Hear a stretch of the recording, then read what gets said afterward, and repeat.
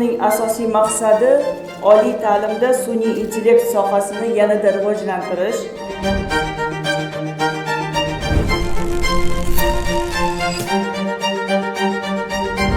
bugungi kunda global tendensiyalar va raqobatbardoshlik kabi oliy ta'lim tizimini tubdan yangilashni taqozo etmoqda. Sun'iy intellekt esa mamlakatimiz istiqboli uchun strategik yo'nalish hisoblanadi.